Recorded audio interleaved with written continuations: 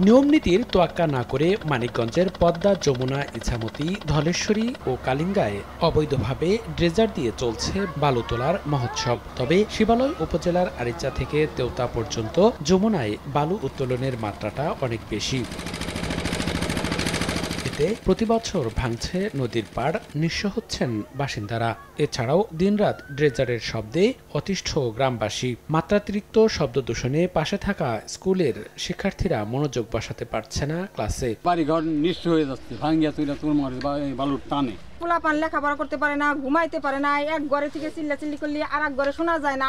যারা তাগো কাছে বলছি কিছু এখানে তারা তেম্বা উঠিয়ে নিয়ে গেছে। আমরা কিছু বলতে গেলে আমাদের বাইরে এসে হামতাম করে, ভাঙচুর করে, আমরা বলতে পারি না। পড়াশোনার ক্ষতি আমরা পড়তে পারি না ভালো মতো।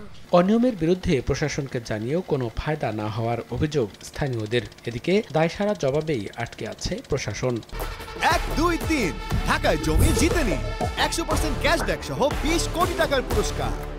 স্থানীয় সকল শ্রেণী পেশার মানুষ সহ আমাদের সংশ্লিষ্ট সকলকে নিয়ে এই ড্রেজারগুলো যাতে বন্ধ করা যায়, এই লক্ষ্যে আমরা কাজ করে যাচ্ছি। অবৈধভাবে যেন কেউ কোনো প্রকার বালু উত্তোলন করতে না পারে সেজন্য আমরা মানুষের মাঝে অ্যাওয়ারনেস তৈরি করা, পরিবেশের ভারসাম্য বজায় রাখার জন্য সাধারণ মানুষ থেকে শুরু করে স্বার্থান্বেষী মহল যারা আছে প্রত্যেকে কিন্তু অ্যাওয়ারনেস তৈরি করে সেই কার্যক্রম কিন্তু পাশাপাশি আমরা করছি। মানিকগঞ্জের পদ্মা, যমুনা নদী সহ অভ্যন্তরীণ নদীগুলোতে শতাধিক ড্রেজার দিয়ে অবৈধভাবে বালু উত্তোলন করা হচ্ছে।